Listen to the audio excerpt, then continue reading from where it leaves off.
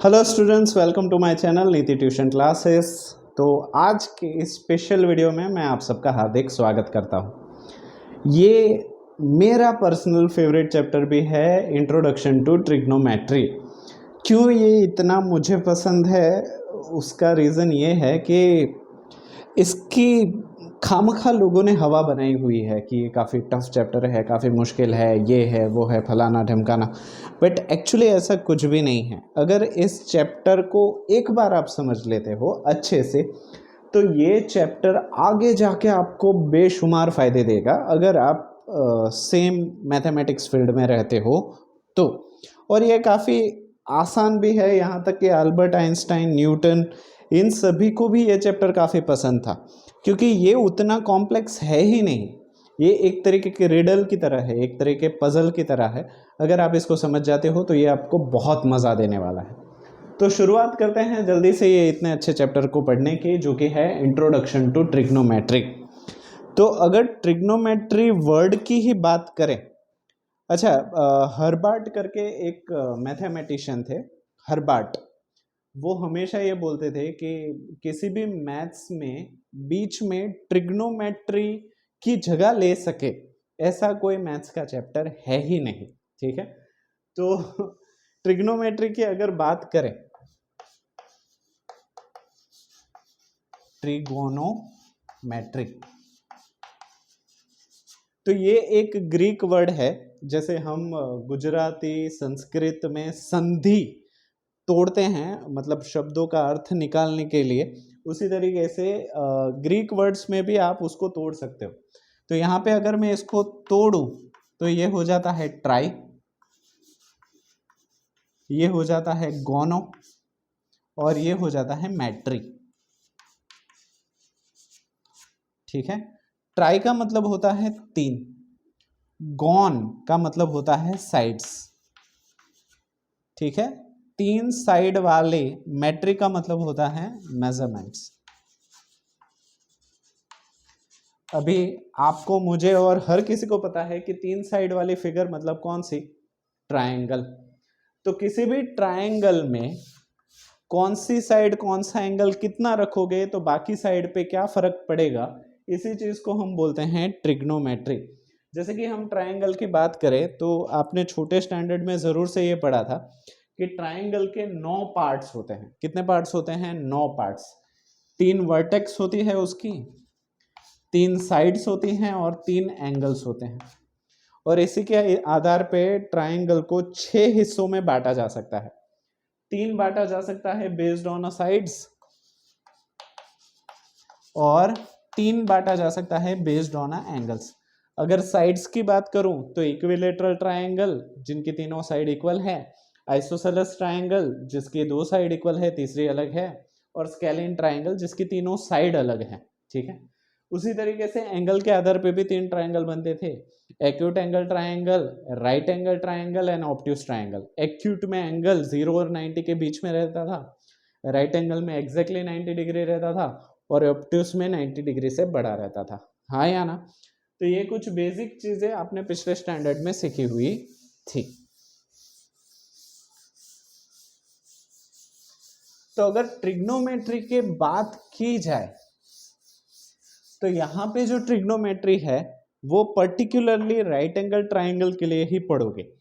और ये जो ट्रिग्नोमेट्रिक रेशियो की बात कर रहा हूं, अभी आप बोलोगे सर ट्रिग्नोमेट्रिक रेशियो क्या है, तो उसके लिए सबसे पहले आपको ट्रायंगल को समझना पड़ेगा। तो मैं यहाँ पे एक राइट एंगल ट्रायंगल ले रहा हूं। ठीक है, इसका नाम मान लो कि ए, बी और सी है, और ये right angle triangle angle B के ऊपर 90 डिग्री बना रहा है।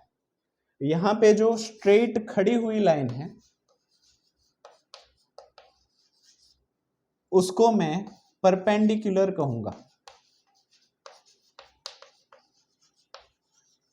यहां पे जो सोई हुई हॉरिजॉन्टल लाइन है उसको मैं बेस के नाम से बुलाऊंगा, और बेस और परपेंडिकुलर के बीच में एक टेढ़ी लाइन है उसको मैं हाइपोटेनस के नाम से बुलाऊंगा। ठीक है, परपेंडिकुलर के लिए मैं शॉर्ट फॉर्म इस्तेमाल कर रहा हूं P, बेस के लिए B और हाइपोटेनियस के लिए H। ये तीन शॉर्ट फॉर्म मैंने इस्तेमाल कर दिए। ये राइट एंगल ट्राइंगल है। क्लियर हो गई इतनी चीजें।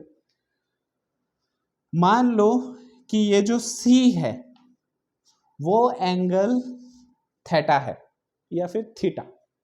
क्या है? थीटा। थीटा क्या बोलोगे इसको? थीटा। अभी ये थीटा या थीटा मुझे मेजर करना है, तो इसको मेजर करने के लिए कुछ रेशियो की मुझे जरूरत पड़ेगी। अभी ये रेशियोज अगर याद करने हैं तो मैं एक गाना है, काफी फेमस है, और ये मैंने अपनी जेब से नहीं निकाला है, मैंने भी सीखा हुआ है, और आप भी ढूंढोगे तो बहुत सारे सोर्सेज से ये मिल जाएगा, जो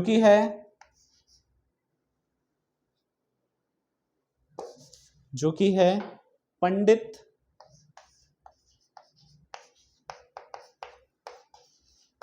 बद्री प्रसाद हरि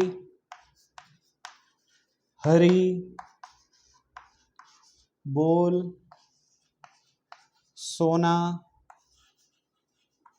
चांदी तोल। पंडित बद्री प्रसाद हरि बोल सोना चांदी तोल। अभी इसको मैं 2 ही मिनट में लूंगा, उससे पहले कुछ है जो मैं आपको समझा देता हूं, ठीक है? और ट्रिग्नोमेट्री को हम ऐसे ही कहानियों से ही याद करने की कोशिश करेंगे ताकि ये आसानी से समझ में आ जाए, ठीक है? इसको सीरियसली लोगे तो ये काफ़ी सीरियस कर देगा आपको, तो इसको कहानियों के माध्यम से ही याद करने की कोशिश करते हैं। अभी ट्रिग्नोमेट्री की बात करूं तो समझो कि ट्रिग्नोमेट्री एक मदर है, एक माँ है, और उनके 6 बच्चे हैं। कितने बच्चे हैं? 6 बच्चे हैं। 6 चाइल्ड, ठीक है? 6 चिल्ड्रन, प्लूरल ले लेते हैं, ठीक है? अभी 6 बच्चे हैं, उसमें से 3 बच्चे सीधे हैं, 3 बच्चे उल्टे हैं। पर उससे पहले भी मैं आपको थोड़ा और आसान तरीके से समझा दूं। इसके 6 बच्चे हैं कौन कौन से? तो पहला है साइन, तो दूसरा है कोसाइन। ये साइन बच्चे हैं, ये को बच्चे हैं। को मतलब उससे उल्टे, को मतलब उससे उल्टे। तो एक है साइन, उससे उल्टा कोसाइन। साइन अगर अच्छा बच्चा है तो कोसाइन उससे उल्टा बच्चा है, मतलब शैतानियां ज्यादा करता है। दूसरा बच्चा है कोटेंजेंट, सॉरी दूसरा बच्चा है टेंजेंट, तो दूसरा है कोटेंजेंट। तीसरा बच्चा है सेक, तो यहां पे है कोसेक। समझ में आया? तो sine cosine, tangent cotangent, sec cosec. इसको को फंक्शन बोलते हैं, इसको फंक्शन बोलते हैं। अभी ये है क्या उसको मैं अभी समझाऊंगा, पर अभी एक चीज याद रखो कि ट्रिग्नोमेट्री के कितने बच्चे हैं? 6 बच्चे हैं। Sine cosine tan cot sec cos, ठीक है? ये मैंने हाफ में कर दिया, जैसे वो करते हैं ना कि राधे श्याम का बिट्टू कर दिया वैसे ही छोटे नाम उसके कर दिए। अभी वो सारी चीजें भी समझेंगे। पर ट्रिग्नोमेट्री के 6 फंक्शन हैं। अभी भी बोल रहा हूँ, टेंशन मत लेना, जो स्टोरी मैं बता रहा हूँ उसको ध्यान से सुनो, ये पूरी चीजें आपको याद हो जाएगी 1 बाय 1, एक भी नहीं छूटेगी, ठीक है? तो ट्रस्ट में धीरे धीरे हम इसको आगे बढ़ाते हैं। तो ट्रिग्नोमेट्री के 6 फंक्शन, मतलब 6 बच्चों की बात कर ली। 3 नॉर्मल बच्चे थे और 3 को बच्चे थे। कौन से बच्चे थे? को बच्चे, मतलब उससे उल्टे। अभी यहाँ पे मैंने आपको एक गाना दे दिया, पंडित बद्री प्रसाद हरि बोल सोना चांदी तोल। तो अभी पंडित को हम लिखेंगे P, बद्री को लिखेंगे B, प्रसाद को फिर से लिखेंगे P। पंडित बद्री प्रसाद, हरि H, बोल B, सोना चांदी तोल, सोना यानी कि साइन, चांदी यानी कि कॉस, तोल यानी कि टैन। ठीक है, तो ये आप याद रखो, पंडित बद्री प्रसाद हरि हरि बोल, सोना चांदी तोल, सोना साइन, चांदी कॉस, तोल टैन। ठीक है, तो इससे आपको 3 ट्रिग्नोमेट्रिक फंक्शन तो बड़े आराम से मिल ही जाएंगे। जैसे कि सबसे पहला ट्रिग्नोमेट्रिक फंक्शन मैं यहाँ पे बनाता हूं साइन का, और मुझे ये चाहिए थीटा। तो अभी आप में से कोई बोलेगा सर आपने साइन थीटा लिया तो इसका मतलब ऐसा ही होगा ना, साइन मल्टीप्लाई थीटा। तो आपसे बड़ा गधा कोई नहीं है। साइन थीटा मतलब sine function of a theta angle, इसको हम पूरा ले ऐसे लिखते हैं, साइन फंक्शन ऑफ थीटा, या फिर ऐसे भी लिख सकते हो साइन रेशियो ऑफ थीटा। ठीक है, तो ये इसको मर्ज करके हम लिखते हैं साइन थीटा। क्या लिखते हैं? Sine theta. तो साइन थीटा की वैल्यू अगर मुझे निकालनी है तो हमें गाना याद करना पड़ेगा, पंडित बद्री प्रसाद हरि हरि बोल, सोना चांदी तोल। तो अगर ठीक दिख रहा है ना, हाँ, अगर मुझे साइन चाहिए जो कि यहाँ पे है, तो यहाँ पे देखो पंडित बद्री प्रसाद हरि हरि बोल, सोना चांदी तोल। तो सोने के लिए पंडित डिवाइड बाय हरि, ये देखो 3 कॉलम आप समझ लो। तो पहले कॉलम में इन दोनों का डिवीजन आपको साइन देगा। तो साइन थीटा का फॉर्मूला मैं अगर बनाऊं, साइन थीटा, तो वो फॉर्मूला क्या बन जाएगा? पंडित और हरि, यानी कि पंडित डिवाइड बाय हरि। पंडित यानी कि परपेंडिकुलर, पंडित यानी कि परपेंडिकुलर, हरि यानी कि हाइपोटेनियस। तो साइन थीटा का रेशियो क्या होगा? Perpendicular divide by hypotenuse. समझ में आ गया? Very nice. सिमिलरली अगर आप इतने स्मार्ट हो ही गए हो तो कोई मुझे कॉस थीटा का फॉर्मूला बता सकता है? तो कॉस थीटा का कॉलम ले लो, Badri divide by Hari, Badri divide by Hari, यानी कि base upon hypotenuse. Similarly tan का फॉर्मूला कौन मुझे बताएगा? tan थीटा का फॉर्मूला हो जाएगा पंडित अपॉन बोल, सॉरी प्रसाद अपॉन बोल, यानी कि परपेंडिकुलर अपॉन बेस। तो 3 फॉर्मूला तो हमें मिल ही गए, साइन कॉस एंड tan। ठीक है, पंडित बद्री प्रसाद हरि हरि बोल, सोना चांदी तोल। अभी 2 मिनट के लिए पॉज कर रहा हूं, बाकी के 3 फॉर्मूला भी हम लिखते हैं। ठीक है, चलो, ऐसा कुछ राइट एंगल ट्राइंगल था, ए बी सी था, बी पे राइट एंगल था और यहाँ पे था थीटा। 3 फॉर्मूलाज हमने बना लिए थे। Sine theta is equal to Pandit Badri Prasad Hari Hari, यानी कि पंडित अपॉन हरि, पंडित अपॉन हरि, ये हमारा पहला formula. Cos theta Pandit Badri Prasad Hari Hari, Badri Hari यानी कि base upon hypotenuse. tan theta Pandit Badri Prasad Hari Hari बोल, प्रसाद बोल यानी कि प्रसाद अपॉन बोल, परपेंडिकुलर अपॉन बेस। ये हो गया आपके 3 फॉर्मूला।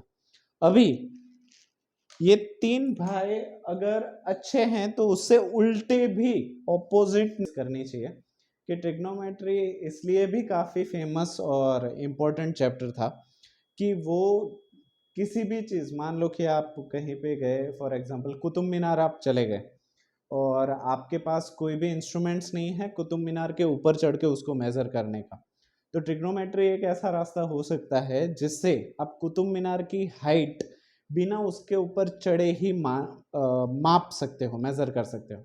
उसी तरीके से मान लो कि कोई आप एरोप्लेन पे हो और एक जगह से दूसरी जगह पहुंचने में आपको मान लो कि 15-20 मिनट का टाइम लग रहा है, और उस 20 मिनट के टाइम में आपको प्लेन की वेलोसिटी भी पता है कि कितनी स्पीड से प्लेन उड़ रहा है, तो उसके ज़रिए भी आप जितने हिस्से के ऊपर से कवर हुए हो वो मेज़रमेंट भी आप कर सकते हो। इसके अलावा अगर आप आर्चरी कर रहे हो या फिर भाला फेंक रहे हो तो उसमें भी ट्रिग्नोमेट्री काफ़ी फायदा कर सकती है। इसके अलावा मैं स्टडीज़ की बात करूँ तो आर्किटेक्चर में भी ट्रिग्नोमेट्री काफ़ी इस्तेमाल होती है। इसके अलावा डिज़ाइनिंग में आप जाते हो तो वहाँ पे भी ट्रिग्नोमेट्री है। तो ट्रिग्नोमेट्री कुल मिला के बहुत ही अच्छा चैप्टर है, ठीक है। तो example 1 given tan a is equal to 4/3। फिलहाल जो ट्रिग्नोमेट्री आप पढ़ रहे हो वो राइट एंगल ट्राइंगल के लिए ही इस्तेमाल होगी। तो जब भी ट्रिग्नोमेट्री का प्रॉब्लम हो मेरी सलाह यही है कि एक ट्राइंगल बना दो, ठीक है। यहाँ पे ए बी सी में इसका नाम दे देता हूँ, ए बी सी, और बी पे राइट एंगल है। कोई बोलेगा सर आपने ए यहाँ पे क्यों लिखा है, यहाँ पे नहीं लिख सकते? लिख सकते हो, कोई फर्क नहीं अलबत्ता, ठीक है। तो यहाँ पे जो ए है वो मान के चलते हैं कि थीटा है। Find the other trigonometric ratios, यानी कि एक दिया हुआ है, बाकी के 6 ढूंढने हैं, बाकी के 5 ढूंढने हैं ऑफ एंगल ए, और वो ए से रिलेटेड ही होना चाहिए। ये है हमारा परपेंडिकुलर, ये है हमारा बेस, ये है हमारा हाइपोटेनियस। अभी जो हाजिर वो हथियार, कौन सी चीज हाजिर है? tan a। Solution tan a हमारे पास मौजूद है। अगर वो पंडित बद्री प्रसाद वाले गाने पे जाए तो tan का मतलब क्या होता है? पंडित बद्री प्रसाद हरि हरि बोल, प्रसाद और बोल यानी कि परपेंडिकुलर अपॉन बेस, हाँ या ना? परपेंडिकुलर अपॉन बेस हमें दे दिया गया है 4/3। तो इसका सीधा सीधा मतलब ये होगा कि परपेंडिकुलर 4 से मल्टीप्लाइड कोई नंबर होगा और बेस 3 से मल्टीप्लाइड कोई नंबर होगा। तो मैं मान लेता हूं let perpendicular is equal to 4k and base is equal to 3k। अभी मैंने k क्यों लगाया? क्योंकि रेशियो जब भी दे तब आपको कोई ना कोई वेरिएबल लेना ही पड़ेगा, क्योंकि ये 4 और 3 ही है, तब भी 4/3 आए वैसा तो हो नहीं सकता। मान लो 8/6 भी तो हो सकता है, जिसका मतलब सीधा सीधा क्या होता है 4 2 जा एंड 3 2 जा, मतलब कोई तो वेरिएबल होगा तब जाके 4/3। हाँ 1 भी हो सकता है, 3 भी हो सकता है, कोई भी, बट कोई ना कोई वेरिएबल तो साथ में लगा होना ही चाहिए। तो जब भी आप रेशियो में से कंपेयर करके वैल्यू को एक्सट्रैक्ट करें तो उसके साथ कोई ना कोई वेरिएबल जरूर से लगाए। जरूरी नहीं कि के ही लगाओ, एबीसीडी में से कुछ भी लगा सकते हो, छोटी एबीसीडी में से, ठीक है। तो यहाँ पे परपेंडिकुलर और बेस हमको मिल गया। परपेंडिकुलर हमारा है 4k क्वालिटी और यहाँ पे बेस हमारा है 3k, ठीक है। तो अभी अगर आपने 9th स्टैंडर्ड थोड़ा सा भी ठीक ठाक पढ़ा हुआ है और अगर ये राइट एंगल ट्राइंगल है तो यहाँ पे हाइपोटेनियस आप पाइथागोरस से ढूंढ सकते हो, जो कि क्या था square of hypotenuse is equal to sum of square of other 2 sides. इन बाकी 2 साइड के स्क्वायर के एडिशन के बराबर हाइपोटेनियस का स्क्वायर होता है। तो अगर इस हिसाब से चले तो h² is equal to p square plus b square होगा। परपेंडिकुलर क्या है हमारा 4k to the whole square, base हमारा क्या है 3k to the whole square, यानी कि 16k square plus 9k square which will give you 25k square. दोनों जगह स्क्वायर है तो स्क्वायर रूट ले लो, तो hypotenuse is equal to 5k होगा। तो हाइपोटेनियस भी मुझे मिल गया 5k bye using PGT, by using Pythagoras theorem, ठीक है। तो पीजीटी से आपने ये तो निकाल लिया। अभी बाकी ट्रिग्नोमेट्रिक रेशियोज बहुत ही आसानी से आप ढूंढ सकते हो। जैसे कि साइन की बात करूं, साइन थीटा, तो पंडित बद्री प्रसाद हरि हरि बोल, पंडित हरि यानी कि परपेंडिकुलर अपॉन हाइपोटेनियस। परपेंडिकुलर बता सकता है कोई कितना है 4k, हाइपोटेनियस 5k हमें मिल गया, के विल कैंसल ईच अदर, तो 4/5 ये आपका साइन मिल गया। दूसरे हाथ पे अगर मुझे कॉस निकालना हो तो वो क्या हो जाएगा पंडित बद्री प्रसाद हरि हरि बद्री हरि यानी कि B/H, बेस कितना है, कहाँ गया, 3k, और हाइपोटेनियस कितना है 5k, के विल कैंसिल ईच अदर, तो आ जाएगा 3/5। ये हो गया आपका आंसर नंबर 1। ये तो था ही 1 2, बाकी के 3 अभी निकालने हैं। तो 3 के लिए फॉर्मूला यूज करने की जरूरत नहीं है, आपको मैंने बताया था साइन का उल्टा कौन होता है, कॉसेक, कॉसेक थीटा। तो अगर साइन p/h है तो ये हो जाएगा h/p। तो यहाँ पे 4/5 है तो आ जाएगा 5/4। ये हो गया आपका 3। सिमिलरली कॉस से उल्टा सेक है, तो sec theta is equal to cos, अगर b/h है तो वो हो जाएगा h/b। हाइपोटेनियस यानी कि 5/3। और लास्ट 10 का उल्टा कॉट। तो अगर कॉट निकालना है तो कॉट 10 का उल्टा p/b है तो हो जाएगा b/p। बेस हमारा कितना है, 4/3 था तो ये हो जाएगा 3/4।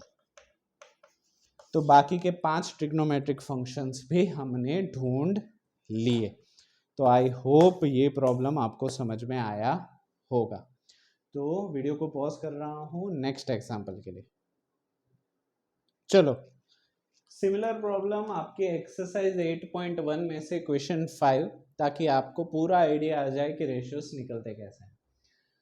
जैसे कि मैंने बताया, जब भी ट्रिग्नोमेट्री का प्रॉब्लम हो, एक राइट एंगल ट्राइंगल बना ही लो।